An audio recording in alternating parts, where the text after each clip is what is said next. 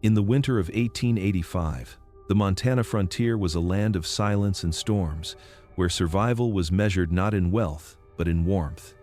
At the edge of Cold Creek stood the Whitlock estate, a mansion of stone and pride, built to defy the wilderness. Within its walls lived Charles Whitlock, a cattle baron blinded by ambition, his wife Margaret, consumed by vanity, and their children, Lydia and Henry, left in the shadows of neglect. Into their home came Elias Finch, a servant quiet as snowfall, his presence so unremarkable that few noticed him at all. Yet it was Elias who watched, Elias who listened, Elias who learned the secret language of the house.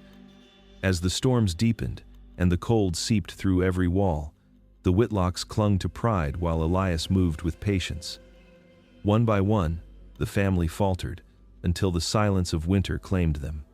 And when spring returned, only Elias remained, the unseen servant who became the master of Cold Creek. Sorry for the interruption. Where are you tuning in from? Drop it in the comments. The winter of 1885 was merciless.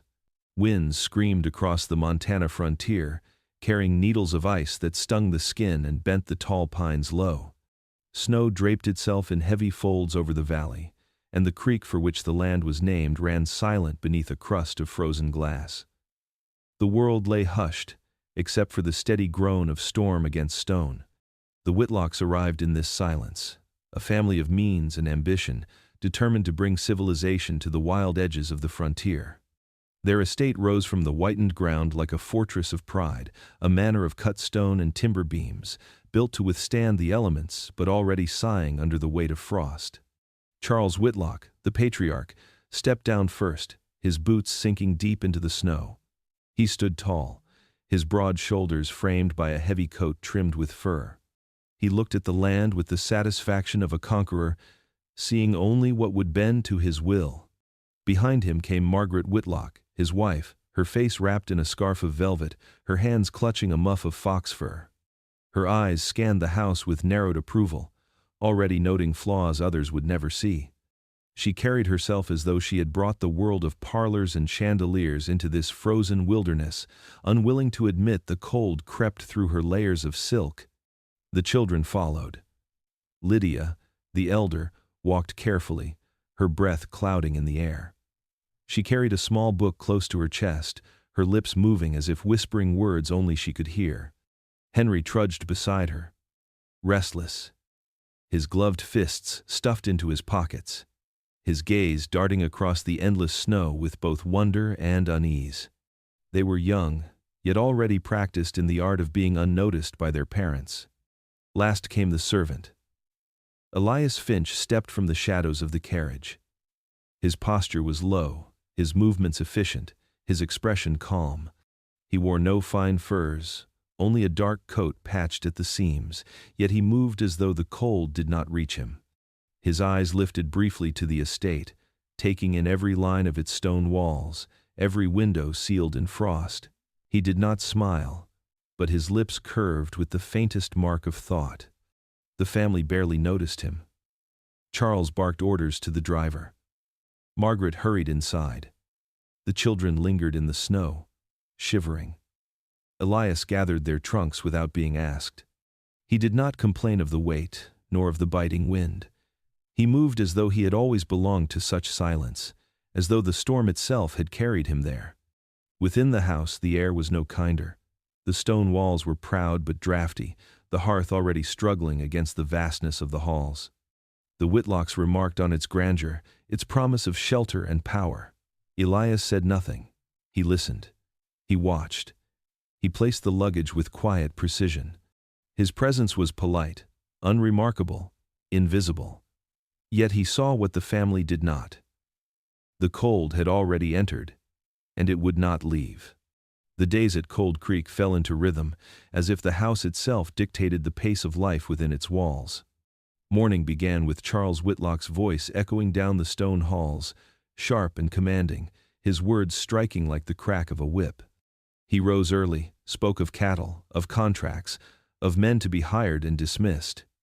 His tone carried certainty, a certainty that brooked no challenge.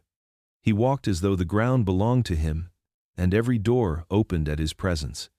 Margaret Whitlock moved with different force. Her days were spent polishing the image of her family, ensuring that no visitor, no neighbor, no wandering eye could ever doubt their refinement. She rearranged curtains, corrected servants, and criticized her own reflection in every glass she passed. She was consumed not by the land nor the storm, but by how she appeared against them. In her eyes, the world itself was a mirror that demanded constant tending. The children were left to their own shadows. Lydia wandered the halls softly, her fingers tracing the rough stone as though listening for secrets beneath it. Her quietness made her nearly invisible, but Elias noticed the way she hummed under her breath, the way her eyes drifted toward the windows as though searching for a world beyond. Henry, restless and eager, darted through the rooms with an energy that irritated his parents. He spoke too quickly, asked too many questions, and was silenced more often than he was answered. Elias Finch learned all of this without asking a single word.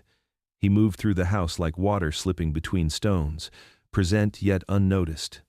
He cleaned, he carried, he tended the fires, all with such precision that no one thought to thank him or even to look at him. His silence became part of the house itself, like the draft that wound its way through the cracks or the faint groan of timber under snow. Yet in that silence, Elias saw everything. He knew when Charles's temper rose before the words left his mouth. He knew when Margaret lingered by her mirror longer than before, unsettled by the creeping frost at its edges. He knew when Lydia sang to herself to feel less alone. He knew when Henry clenched his fists, ready to speak, and yet already defeated. To the Whitlocks, he was nothing more than a servant, polite, dependable, invisible. But Elias did not need to be seen. He listened. He remembered. He watched as each of them revealed who they were when they believed no one cared to notice. And in their carelessness, they gave him the rhythm of their lives, a rhythm he could guide or break whenever he chose. The Whitlock estate rose from the frozen ground like a monument to pride.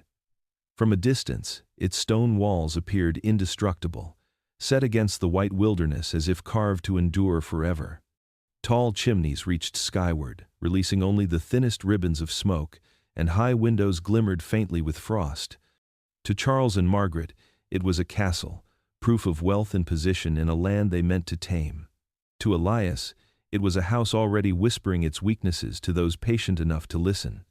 Inside, the grandeur quickly faded beneath the breath of winter. The halls were wide, echoing with the sound of footsteps, but every corner carried a draught. The walls groaned as the storm pressed against them, and the windows, tall and proud, allowed the cold to seep through their frames like invisible fingers. The great hearth in the main room roared with fire. Yet even there the family sat wrapped in blankets, their breath showing faintly with each word. Charles Whitlock admired the structure with the same pride he gave his cattle, herds, and business dealings. He boasted that the house would stand longer than any man, that its stone would not bend to the mountain winds. His voice carried confidence, and Margaret listened with a smile, nodding at every claim. She praised the arched ceilings, the carved banisters, the polished floors that reflected the light of their oil lamps. She saw beauty and permanence. But Elias saw something else. He saw mortar already cracking between stones. He saw damp lines creeping along the base of the walls where melting frost had slipped inside. He saw shutters that would not close tightly enough to keep the night air from entering.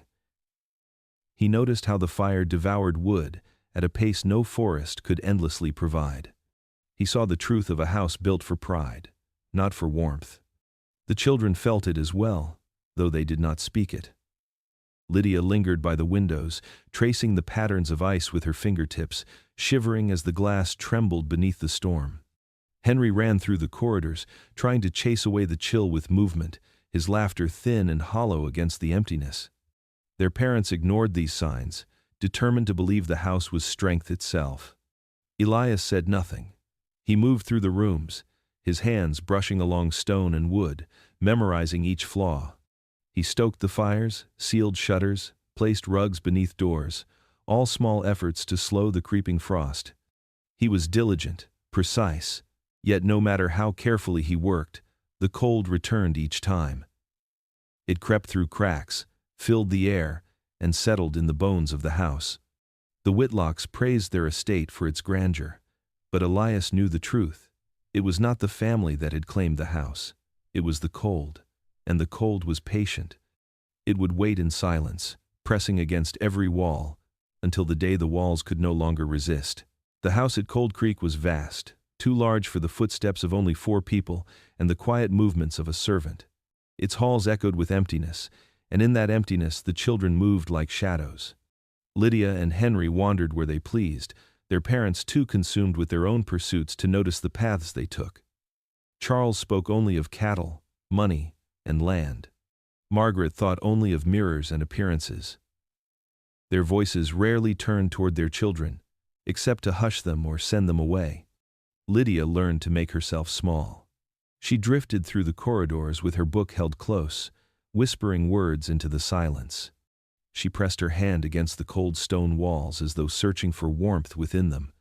Her eyes followed the frost that spread across the windows, and she often stood there for long minutes, her breath fogging the glass, her face pale in the dim light. To anyone else she might have been invisible, but Elias noticed every pause, every glance, every tremor in her small frame. Henry filled the silence differently. His energy carried him up staircases, down halls, into rooms unused and heavy with dust. He ran until his laughter turned to panting breaths, until the chill caught him and slowed his steps. He would pound his fists against the walls, daring the house to answer back. But the house never did. His parents scolded him for his noise, told him to behave, told him to sit still. He obeyed, but only long enough for them to look away again. Elias watched both children with a patience no one else gave them. He did not lecture them or push them aside. Instead, he offered them scraps of attention. A nod when Lydia whispered a line aloud. A steady hand when Henry dropped a toy in the snow. A word here and there. Never loud, never long, but always certain. To the children, those small gestures meant more than the elaborate dinners or the fine clothes their parents provided. Lydia began to linger near the kitchen when Elias worked. She watched him chop wood, her eyes following the rhythm of his movements. Sometimes she asked questions, and he would answer with calm simplicity. Henry grew bold enough to follow Elias outside when he carried logs, trudging through the snow to match his steps. Neither child received scolding glances from Elias, only a steady presence that did not fade. The Whitlocks believed their children were cared for by wealth alone, but in truth, Lydia and Henry found their only sense of being seen in the servant who was meant to be unseen. Elias never sought their trust, yet they gave it freely, clinging to the quiet comfort of a man who listened more than he spoke. In their parents' indifference, they became forgotten. But in Elias's silence, they found someone who remembered them. The nights at Cold Creek carried a silence deeper than the days. The storm outside pressed against the windows, and the stone walls held the cold like a second skin. When the rest of the household retreated into their rooms, Elias remained by the kitchen hearth. He sat close to the embers, watching the last flames curl into smoke, his face lit by the faint glow of dying fire. From there he heard everything. The parlor above, with its creaking floorboards and thinly veiled grandeur, carried every voice through the cracks of the house. Charles Whitlock's voice was always first, strong and full, boasting of his victories in business, of the men who feared him, of the cattle herds that would stretch across the valley. He spoke of wealth as though it were armor, unbreakable, certain. But Elias heard more than the words. He heard the strain in Charles's throat when he spoke too long, the weariness buried beneath pride, the pause before every laugh. Margaret's tones followed, sharp and clear like glass. She gossiped of neighbors, of fashions arriving from distant cities, of her constant struggle to prove herself more refined than the wilderness around her. She dismissed others with ease, her voice dripping with disdain. Yet Elias noted how her words faltered when she spoke of her reflection, how often she lingered on her fading youth, how she masked fear with cruelty. And then there was Lydia, whose voice was softer than both. She hummed faint tunes, fragments of lullabies or verses from her books. Her song drifted faintly down through the floorboards, carrying a fragile beauty into the kitchen below. Elias sat in silence, listening as though her quiet notes were the truest sound in the house. Unlike her parents, Lydia did not demand to be heard, but her voice reached him all the same. Henry's presence was restless, his footsteps pacing, his laughter sudden and fleeting. He tried to insert himself into conversations, only to be silenced with a glance or a word. Elias marked each rejection, each sigh of frustration, each muffled stomp as Henry retreated again into the corners of the house. By the hearth, Elias gathered these fragments like a collector of secrets. The Whitlocks spoke, and believed their words vanished into the air, but nothing vanished in Elias's silence. Every boast, every sigh, every hum, and every footstep became part of the rhythm he carried within him. What the family discarded as noise, Elias kept as truth. When the fire sank into ash, and the voices above fell away, Elias rose quietly. He stirred the embers, covered them for the night, and slipped into the stillness of the house. The Whitlocks never wondered what he heard. They never asked. To them, he was nothing more than a servant by the fire. The storm had raged for days without pause. Snow piled high against the walls of the Whitlock estate, burying fences and gates, bending trees beneath its weight. The air outside was sharp as glass, each breath cutting the lungs, each gust of wind biting at the skin. It was in this merciless weather that the first sign of the cold's true power revealed itself. The stable hand had been sent to check the horses. He was a young man, broad-shouldered, with strength enough to lift barrels and carry bales of hay without complaint. But strength meant little against the storm. Hours passed, and when he did not return, Elias stepped outside. He found him slumped against the stable wall, his hands stiff, his face ashen, his lips blue. The man's eyes were wide, his breath shallow, frost clinging to his lashes like crystals of death. Elias knelt beside him, steady and calm, examining the blackened skin at the tips of his fingers. Frostbite had already set in, and the cold had stolen the man's strength with quiet precision. Elias lifted him, carried him inside, and placed him near the kitchen fire. For a moment, the man stirred, groaned, and reached out as though begging for warmth. Charles arrived, his expression hard. He glanced at the servant on the floor and shook his head. "Weakness," he said. "A man of value would withstand the cold." His voice carried disdain, not pity. To Charles, a body broken by weather was no different than a broken tool, to be discarded and replaced. Margaret appeared soon after, covering her nose with a handkerchief as though the sight itself offended her. "Take him elsewhere," she said, her tone cold as the wind outside. "The children should not see this." She turned away before the man even moved. Lydia stood in the corner, her eyes wide, her hands clasped together tightly. She said nothing, but Elias saw the tremor in her shoulders. Henry shifted uneasily beside her, glancing from his parents to Elias, his mouth opening, then closing again. Elias did not argue. He tended to the stable hand as best he could, though he knew it was too late. The fire fought against the frost, but the cold had already claimed what it desired. By morning the man was gone, his body stiff and silent. Another life withered in the snow. The Whitlocks dismissed it without grief. Charles ordered the body removed, Margaret ordered the floors scrubbed, and the children were told to forget. But Elias did not forget. He watched the way frost crept without mercy. How quickly it hollowed a man once strong. He understood in that moment that the cold did not need violence to kill. It only needed indifference. And indifference was something the Whitlocks had in abundance. Elias Finch worked with hands that drew little notice, yet shaped everything around him.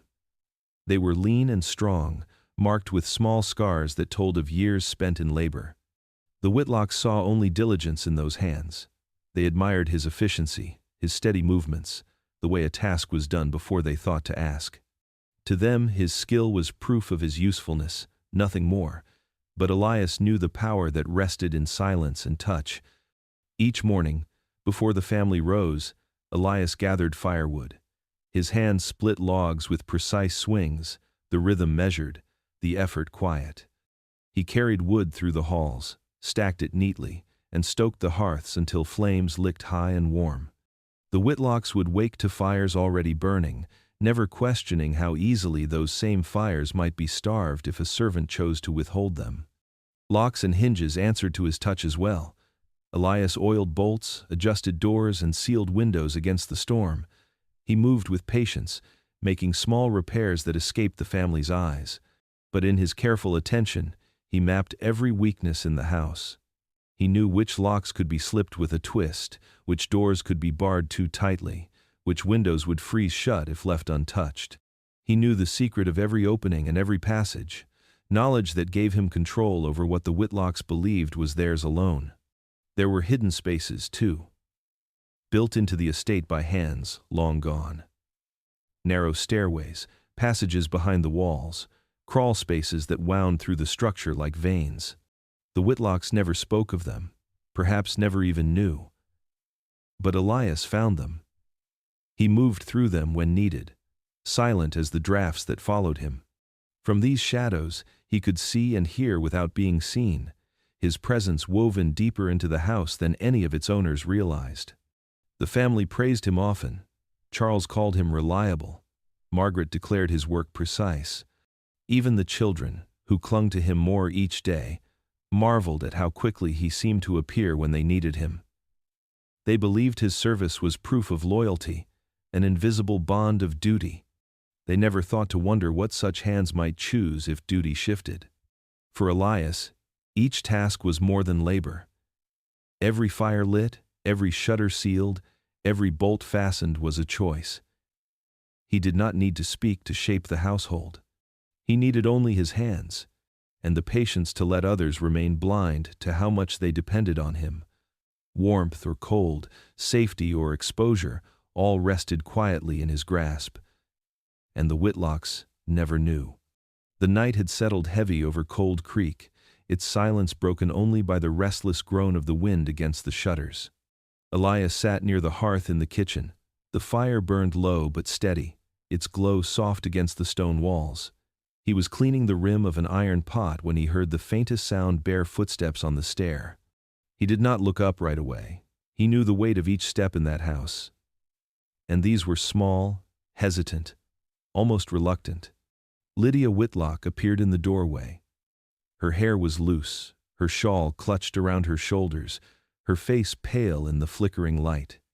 She lingered as though unsure she should speak, unsure she should even be seen. Elias set the pot aside, lifted his head, and met her gaze with a quiet stillness that did not demand an answer. That was enough for her to step closer. She sat near the hearth, folding herself small as if trying to disappear. For a long time she said nothing. Only her fingers twisted the edge of her shawl, her eyes fixed on the embers. At last, her voice came, soft and uneven. She told him she felt unseen. She spoke of her father, too busy with cattle and pride. Of her mother, too concerned with appearances to notice what mattered. She spoke of Henry, her brother, who faded into silence much like herself. And in each word was the ache of a child who lived in the shadows of her own home. Elias listened. He did not interrupt, did not shift in his chair, did not offer judgment. He let the words spill into the warm air until she had nothing more to give. Then, without flourish, he rose, poured a ladle of broth from the simmering pot, and placed it in her hands. She blinked at the gesture, almost startled by the care of it.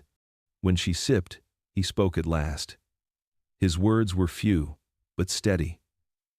He told her that silence often carried more truth than speech, that what was unspoken revealed more than the noise people made to cover themselves. She stared at him, unsure if she fully understood, but the weight of his tone told her it mattered. That night, something shifted. She lingered by his side until the broth was gone, then left with a faint smile, small, but real. From then on, Lydia sought him in moments when she felt invisible. She stayed close, not because he filled the silence with words, but because he let her belong within it. And Elias, though he spoke little, accepted the trust without question. The storm deepened as autumn turned fully to winter, pressing harder against the walls of the Whitlock estate. Each morning brought heavier frost along the glass, ice blooming like veins across the windows. The family complained often of the drafts, of the way the cold seemed to push its way into every chamber, but they did not look closely at the cause. They assumed it was the storm, relentless and unyielding, that gnawed at their comfort. Elias Finch moved through the house with the same steady rhythm as always, yet his hands lingered longer on certain tasks. A window shutter, meant to swing free, was fixed more tightly than before. A vent, designed to let smoke escape, found itself blocked with a quiet placement of cloth. A bolt on a window was drawn too far, pressed so firmly that the pane would not open when tried. These were not mistakes, they were choices made with precision, hidden in plain sight beneath the routine of service. The family noticed only the discomfort.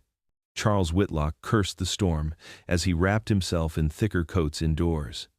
Margaret Whitlock urged the servants to gather more wood, convinced that sheer fire would beat back the frost. Lydia shivered quietly at the parlor window, her breath fogging against the glass as she traced shapes in the frost with her fingertip. Henry, small and often silent, pulled closer to the flames but still seemed to tremble. Elias watched it all, saying nothing. He fed the firewood faithfully, kept the hearth alive, and nodded at their complaints as though he agreed. Yet in the stillness of night, he made his rounds with purpose. Shutters were nailed into place so subtly that no hammer could be heard above the wail of the storm. Drafts that might have carried warmth out were blocked, yet always in ways that shifted the air strangely, leaving some rooms stifling and others bitterly cold. The house began to change. Breath hung in the halls longer, the stone walls seemed to radiate chill, and the Whitlocks grew restless in their discomfort. Still, no suspicion fell on the servant who moved silently through their world. To them, he was simply the man who kept the fires burning. To Elias, each adjustment was another thread pulled tighter around the family.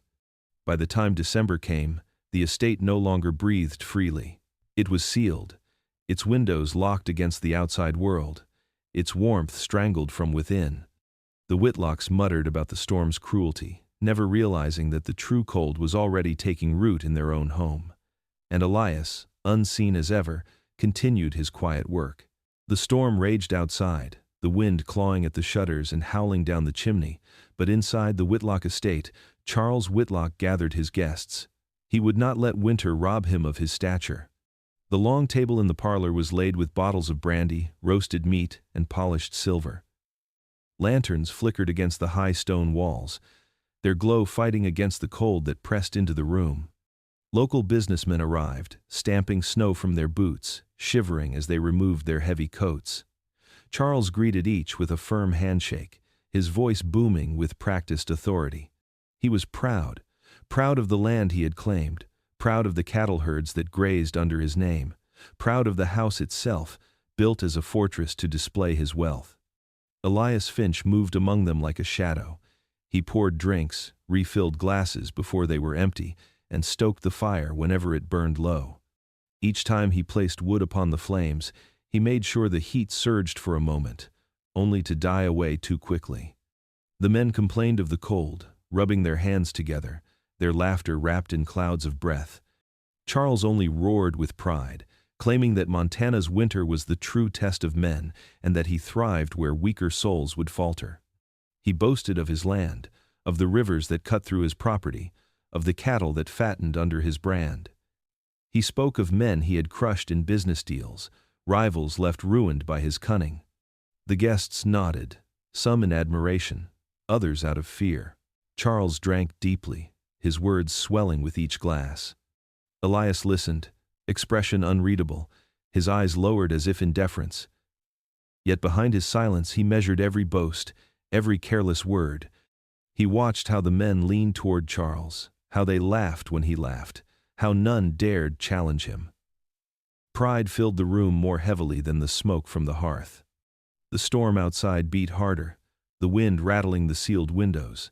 The men pulled their coats tighter even indoors, glancing toward the fire that could not seem to hold its warmth. Elias added wood again, and again it flared and faded, as if the cold itself bent to his will. Charles did not notice. He stood tall before his audience, basking in their attention, convinced of his dominance. He believed he controlled land, cattle, men, and even the winter that threatened them all. Yet the servant who moved quietly at his side was already binding him tighter than any rival could. Pride blinded Charles to the truth. The storm he feared was not outside his walls, but within them, patient and unseen. The mornings in the Whitlock estate grew colder still. Frost laced itself across every window, creeping further each day until the light that entered the rooms was dulled and gray. Margaret Whitlock spent her hours before the mirror, staring into the glass as if it might betray her. The frost was the first thing she saw. It edged along the corners, clouding the reflection she prized more than anything else. She leaned close, applying rouge with steady hands, her breath leaving pale fog against the mirror. She tried to smooth the lines at her eyes, to brighten the hollows of her cheeks, to force warmth into a face that the cold was slowly claiming. Each stroke of powder and color was a battle against the truth. But no matter what she placed upon her skin, the glass returned her image with a layer of frost, as though the house itself mocked her efforts.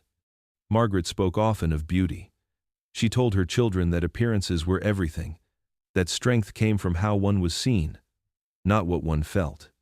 She told her husband that his pride meant little if she could not present a flawless home, a flawless wife, a flawless family. Yet beneath her words trembled fear, the fear of being diminished by time, by weather, by a cold she could not command. Elias watched her from the doorway, silent as ever. He carried wood for the fire, tended to the lamps, and polished the glass when asked. But he noticed the way her hands shook slightly as she applied her colors, the way she pressed her lips tightly as if daring the mirror to disagree with her. He noticed how the frost always seemed to return faster in her rooms than in any other, as if drawn to her desperation. She called for him often, not out of trust but out of need. She asked him to warm the fire, to fetch more wood, to check the shutters that never seemed to hold. Elias did each task without protest, yet his hands made subtle changes each time. A shutter sealed tighter. A vent blocked just enough. A window locked so firmly that it trapped the chill inside. Margaret never suspected. She blamed the storm. She blamed the cruelty of the Montana winter, but never the servant whose silence followed her like a shadow. Her vanity shielded her from the truth. She fought only the reflection, not the cause. And so, day by day, Margaret painted her face against the creeping frost, blind to the deeper cold Elias had already woven into the walls around her. The night pressed heavy on the Whitlock estate. Wind clawed at the shutters, and the sound of ice shifting along the roof echoed through the halls. The fires had been stoked, yet the cold found its way deeper still, seeping into stone and wood alike. Elias made his rounds quietly, moving through each corridor with the same measured pace as always. He listened as he walked, for the house spoke in sounds others ignored. It was then he heard it. A faint voice, delicate, carrying through the cracks of the hall. It was Lydia, alone in her room. She sang softly, a lullaby broken by the tremor of her breath. The tune wavered, fragile against the cold, yet it carried a sweetness that the walls seemed to hold. Her voice was not for an audience. It was for herself, a shield against silence, a way to feel less alone. Elias paused outside her door, listening without moving. He knew the sound of sorrow hidden in song. It was the sound of someone who longed to be seen. After a moment, he lifted the latch and stepped inside. The room was dim, a single candle fighting against the frost that lined the window. Lydia sat on her bed, her small figure wrapped in thin blankets. She startled at his presence, her song cut short, her eyes wide as if she had been caught in something forbidden. Elias did not scold, nor question. He removed his coat, heavy and worn from years of labor, and draped it gently over her shoulders. The weight of it surprised her. The warmth startled her more. She clutched it close, her eyes softening. For the first time in the long halls of that estate, she felt someone had noticed her. She whispered that she sang because no one listened when she spoke. Her words were often drowned by her mother's vanity, her father's pride, even her brother's silence. She felt small in her own home, unseen as if she were no more than a shadow. Elias gave no lecture in return. He only told her, in his steady way, that sometimes the quiet voices carried further than the loudest ones. The girl smiled faintly, her eyes glistening in the candlelight. She did not speak again, but she held the coat tighter, as if it were proof that someone had heard her. From that night on, Lydia's steps followed Elias more closely. Her trust had been given, not because of words, but because, at last, she had been seen. The sound came first in the night, a dull crack, sharp and sudden, echoing through the stone halls like a rifle in the distance. Then came the trickle, the faint hiss of water forcing its way into places it did not belong. By morning, the signs were clear. The pipes within the walls had given way. Frozen solid, they split under the weight of the cold. Water spilled out in strange patterns, spreading thin across the floors before freezing into sheets of ice. It crept along the tiles, glimmering in the pale light, jagged and sharp where it hardened into crystal. The Whitlock children touched it with wonder, tracing its strange shapes with their fingertips, but their parents cursed the inconvenience. Charles muttered about wasted workmanship. Margaret wrung her hands, her voice sharp with complaint about ruined carpets and marred walls. Through it all, Elias remained calm. He moved steadily from room to room, studying the damage with the same detached patience he showed in every task. When Charles demanded answers, Elias explained that the winter was cruel beyond measure. Pipes froze in such storms, no matter how well a house was built. When Margaret pressed him for solutions, he assured her there was little to be done, save conserving what warmth they still had. His tone was steady, his eyes lowered, his words chosen with care. And the Whitlocks believed him. They accepted his explanation as truth, nodding helplessly, for what did they know of such matters?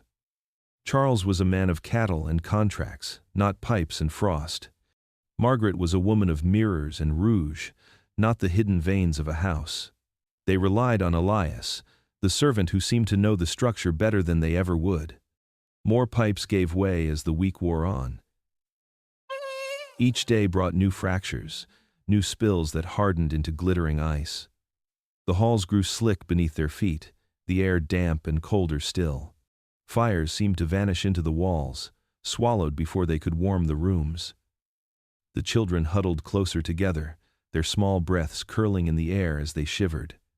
Elias worked quietly, adjusting shutters, sealing cracks, watching as the estate bent further under the weight of winter. The Whitlocks never doubted him. They trusted his calm voice, his certainty, his quiet explanation that all was the storm's doing. But within the silence of his own thoughts, Elias knew the truth. The house was not only freezing from without, it was freezing from within. And with each passing day, the family sank deeper into a trap they could not see, a trap built by their own blind trust in the servant who held their warmth in his hands. The Whitlock estate had once bustled with more than the family alone. Maids swept the halls, a cook kept the kitchen warm, and stable hands tended the horses through the bitter cold. But as winter pressed harder against the land, the household began to thin. The change came quietly, almost without notice, until only silence remained where once there had been voices. The first to go was a maid. She had spoken often of her family in town, of her longing to escape the endless chill of the estate. One morning she left for supplies and never returned. Margaret assumed she had run away, disgusted by the girl's lack of loyalty. Charles spat her name like a curse, muttering about the weakness of common stock. Elias said nothing. He simply took her chores without question, sweeping the floors, tending to linens, moving through the tasks as though they had always been his. Then came the cook. He worked long hours in the kitchen, his face red from the heat of the stoves. But the fires did little against the cold that crept under the doors and through the cracks. One night, after fetching wood, he collapsed in the snow just outside the kitchen door. By morning, he was found stiff and pale, his life taken by the frost.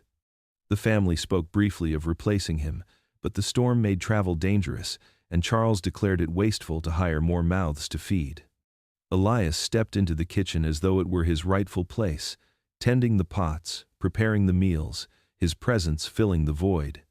One by one the others faded. A stable hand left to fetch feed for the cattle and did not return. Another was found with fingers blackened by frostbite, too weak to work, sent away without thought of his fate.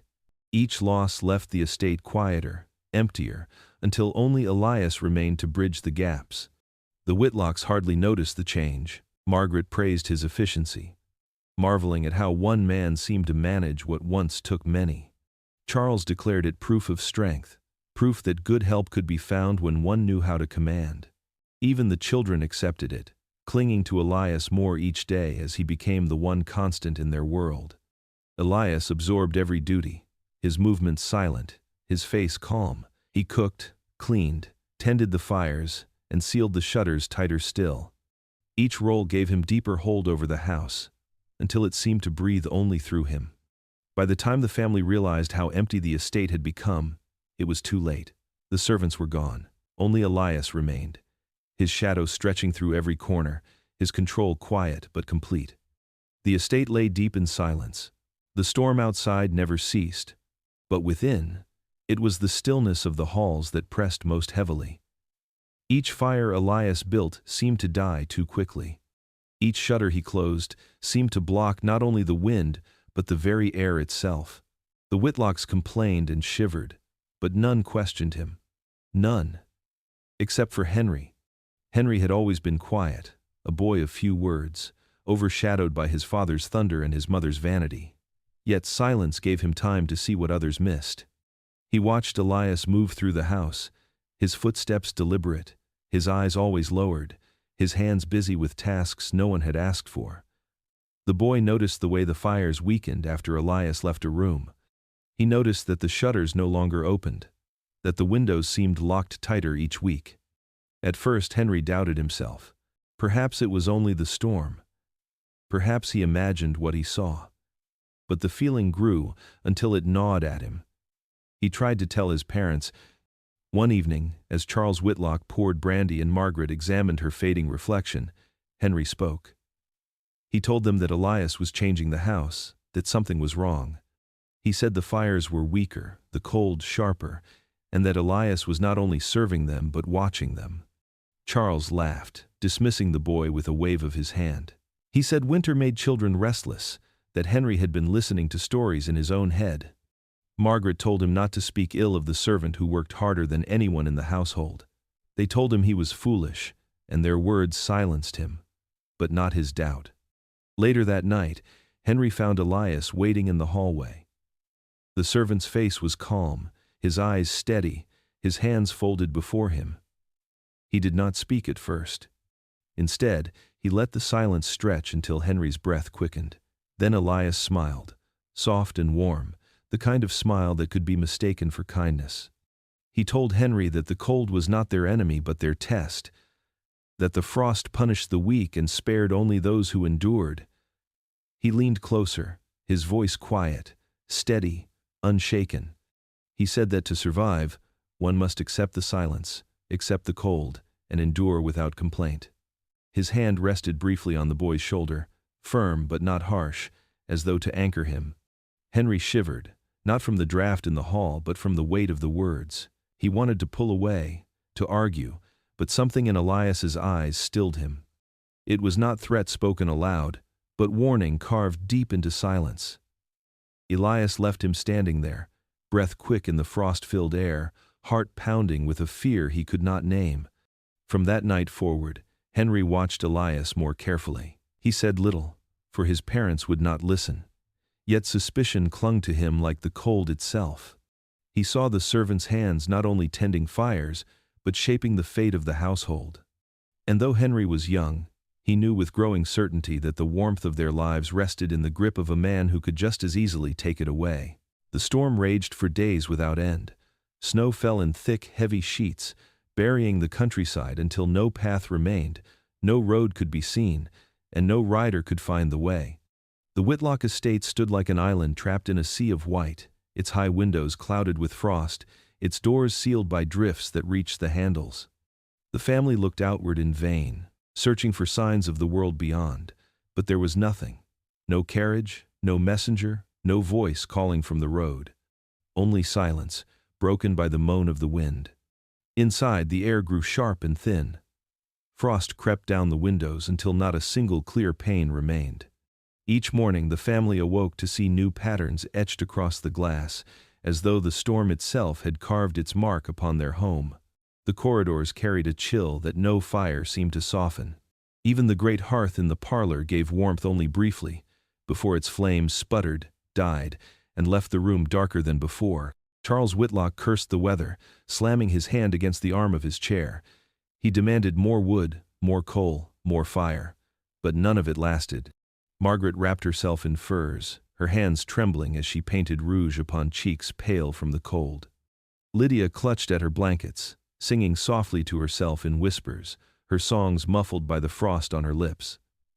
Henry sat apart, his eyes sharp, never leaving Elias.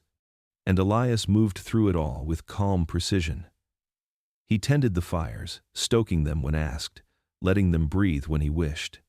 Sometimes he built them strong, letting the family gather close to the flickering glow, feeling relief for the first time in hours. Sometimes he let them burn low, their light shrinking until the house was swallowed by shadow. No one dared question why the warmth came and went in such strange rhythm. They only watched him, silently trusting that he alone understood what the storm demanded. The days blurred into nights. Time became a measure of firelight and frost. The family no longer spoke of venturing out, for the windows showed no world beyond their prison. The estate was sealed. Even the servants who once bustled through the halls were gone. The house felt hollow, its vast rooms echoing with the smallest sound, each creak of the wood reminding them how empty it had become. Margaret whispered that perhaps they were cursed. Charles silenced her with a glare, though his own eyes betrayed doubt. Lydia asked when spring would come, and no one answered. Henry alone held his gaze steady, following Elias with the quiet suspicion of a boy who saw truth hidden from the rest. And still the storm did not end. The snow climbed higher, pressing against the walls like a living weight. The estate groaned under its burden, yet Elias walked calmly through each room, his breath steady, his hands precise. To the Whitlocks, he seemed their only anchor in a world turned to ice. But in truth, he was the one who held the key to both their fire and their frost. The Whitlock estate had become a cage of snow and silence, and within that cage, Elias ruled, unseen and unquestioned, master of the cold. The days within the icebound estate grew heavier, weighed down by silence, frost, and despair.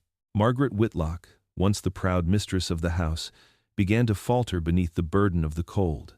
Her vanity, once a shield against the creeping years, crumbled as quickly as the rouge she pressed onto her cheeks. The mirror betrayed her more with each passing morning.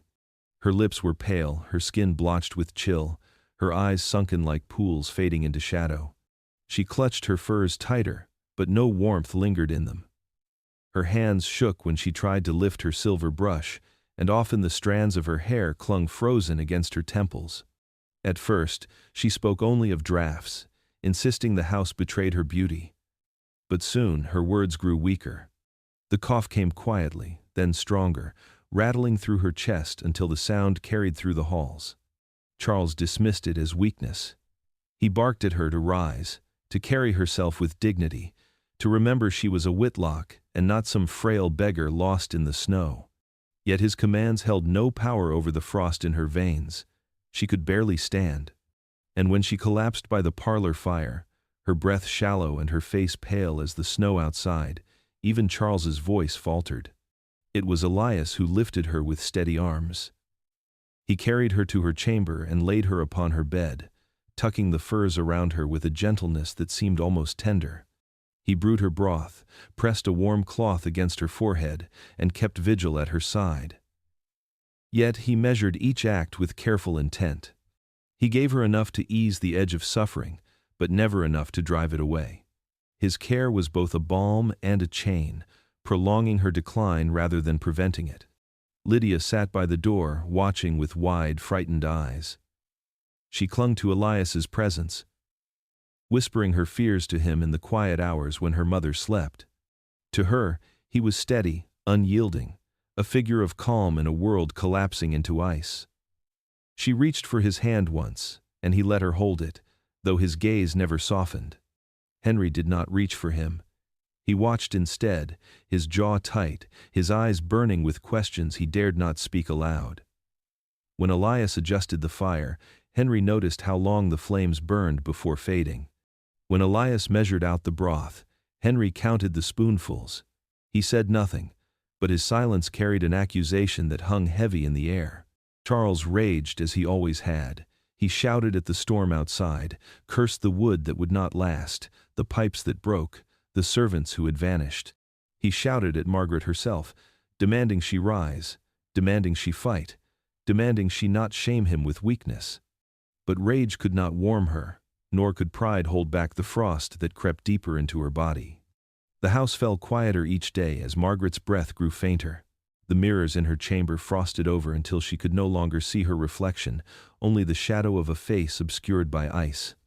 Elias remained at her side, his hands calm, his presence unwavering. To the family, he was a servant fulfilling his duty. But to himself, he was keeper of the pace, the slow turning of the hourglass as Margaret Whitlock's vanity withered into silence. And as the storm pressed harder against the walls, the Whitlocks began to see that no wealth, no beauty, and no name could guard them from the cold. The dining hall had once been a place of pride. Its long oak table, polished to a sheen, had hosted guests of standing, filled with laughter, conversation, and the clink of glasses raised in victory. But now, beneath the weight of the storm, it had become a place of silence. The great chandelier above hung with frost, its crystals dulled by a coating of ice. The walls, once warm with candlelight, now stood dim and colorless. Even the portraits of ancestors seemed to shrink beneath the creeping chill. Elias prepared the meal with deliberate care. His hands moved steadily, each motion precise, as though the act of cooking in a house that barely lived was a ritual. The broth simmered faintly in the kitchen's failing heat, the last vegetables softening into something that could still fill a bowl. A scrap of meat, tough and lean, was carved into thin slices, stretched further than it had any right to go. Bread, stale and hard, was warmed just enough to soften its edges. The banquet, if it could be called that, was nothing more than survival given shape on a plate. When Elias carried the food into the dining hall, the Whitlocks were already seated. Charles sat at the head of the table, his shoulders wrapped in furs, his pride brittle but not yet broken. His eyes followed Elias with a mixture of suspicion and dependence, for he knew he could command little now without the servant's hands. Margaret sat beside him, pale and hollow, her beauty buried beneath layers of wool and a trembling cough that still rattled in her chest. Lydia huddled near the middle of the table, her small hands clasped together, her eyes darting toward Elias as though his presence alone kept her steady. Henry sat opposite her, his jaw set, his stare unyielding, as if he could pierce through the silence and discover what lay beneath Elias's calm. Elias set each bowl before them without a word. The steam rose briefly into the frozen air, vanishing almost as soon as it appeared. They ate slowly, their breath visible in the cold, mingling with the faint wisps of heat that escaped the food. The sound of spoons scraping bowls was louder than any conversation. No one dared to speak first. Charles broke the silence with a cough, then a forced remark about endurance, about the strength of Whitlocks to withstand any storm. His words carried little conviction, and no one answered. Margaret attempted a smile, though it looked more like a grimace. She lifted her spoon with shaking hands, spilling broth across the tablecloth. Lydia's eyes welled as she watched, but she said nothing, only looked toward Elias, who stood in the shadows near the fire, his presence steady, unbending. Henry's voice came at last, low and sharp. He asked Elias if the storm would end soon, if more food remained, if warmth could be found again. Elias met his gaze but did not answer directly. He spoke instead of patience, of endurance, of how the cold was not an enemy but a teacher. His words were simple, but in them lay a weight that pressed heavier than silence. The family listened, bound not by choice but by need. They ate what Elias had given, sipped what warmth he allowed, and sat together beneath the frost-laden beams of their own estate. Their lives, their pride, Their hunger, all of it narrowed to this moment, this table, this servant who watched them as the storm raged outside. And though no one admitted it aloud, each Whitlock knew. The banquet was not a celebration, nor a feast. It was a surrender, a final meal shared not in triumph but in fear. Elias had become the keeper of the flame, the hand that measured not just food, but time itself. The storm showed no mercy. Its howl pressed against the stone walls as though it meant to crush the estate into the snow. Inside, the last embers of warmth clung desperately to the hearth, but the cold seeped deeper, claiming every corner. The Whitlocks, once proud and untouchable, had grown frail under its weight. Charles Whitlock was the first to fall. He had taken to sitting in his study, wrapped in fur, his gaze fixed on ledgers and maps. He could no longer read clearly through the frost that blurred his vision. He spoke of plans, of cattle drives that would begin when the thaw came, of business rivals who would pay for their doubt. Yet his voice grew weaker with each day, his hands shaking as he clutched his papers. One morning, Elias entered quietly and found him still in his chair. His head was bowed, his eyes closed, his body stiffened by the freeze. The once ruthless baron had been reduced to silence, conquered not by men, but by winter. Margaret lingered longer. She spent her hours before the mirror, though the glass had long since fogged with frost. Her rouge cracked against her pale skin. Her lips trembled as she tried to recapture the image of herself she once believed eternal. She whispered that beauty could endure, that the cold could not rob her of what she was. But each day, her cough deepened, her breath shallower. One evening, she collapsed beside her vanity table, her rouge brush slipping from her fingers, her reflection vanishing into frost. Elias watched from the doorway, his expression unreadable, then quietly closed the door. Henry refused to yield. He had grown restless, his suspicion of Elias sharpening with every passing night. He spoke of leaving, of finding help in the town beyond the frozen roads. His parents had dismissed him before, but now no one was left to argue. Wrapped in a heavy coat, he stole into the storm. Elias did not stop him. The door closed, and the wind swallowed him whole. The snow left no trace of his path. Days passed, and Henry never returned. That left Lydia. She did not wander. She did not resist. She sat near the hearth, her hands folded in her lap, her eyes following Elias with quiet trust. She was thin, her cheeks hollow, but her voice, when she spoke, carried a softness that pierced the silence. She asked if the others would come back. Elias did not answer directly. Instead, he sat beside her, the faint glow of the dying fire casting their shadows long across the wall. He told her that she had never been invisible, not to him, that in her quiet songs and small kindness, he had seen what no one else had bothered to notice. Lydia leaned against him, her head resting lightly on his arm. The house around them groaned beneath the storm, but she did not shiver. Elias's voice, steady and calm, filled the silence. One by one, the family had fallen to the cold, and now only she remained, seated at the side of the servant who had watched, waited, and endured.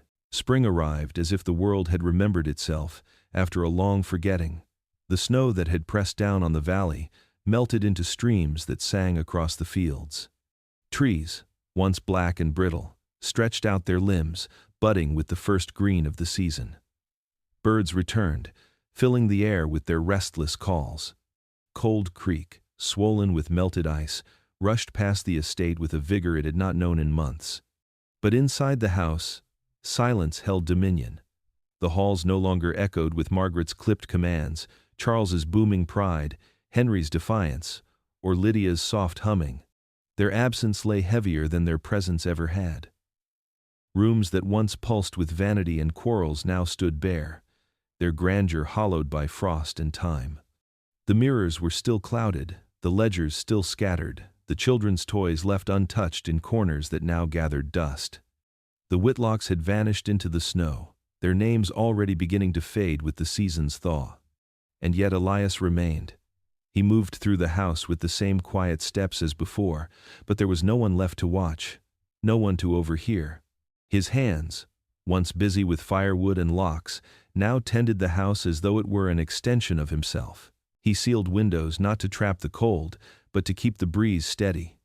He stoked the hearth not for others' comfort, but for his own. The chores that had been invisible labor had become rituals, shaping the rhythm of his days. The estate was no longer the Whitlocks' pride. It had become Elias's refuge, not claimed by wealth or inheritance, but by patience and endurance. The world outside would not question its silence. Few had visited before, and fewer would come now. In their absence, Elias's presence was absolute. He sat by the fire one evening as the last traces of ice slipped from the eaves. The flames crackled softly, their warmth steady against the stone walls that had once seemed impenetrably cold. He leaned back in the chair that had belonged to Charles, the man who had ruled with arrogance yet perished without a fight. In the dim glow, Elias's face revealed nothing triumphant, nothing cruel, only calm, as though this ending had been inevitable. The Whitlocks had spent their lives striving to be seen through power, through beauty, through pride, and yet it was Elias, the servant they had ignored, who remained. He had been the shadow in their house, the quiet observer in their midst.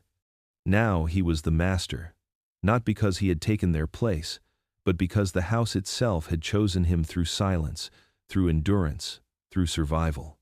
Spring air drifted faintly through a cracked shutter, carrying the scent of thawed earth and wet pine. Outside, life began again.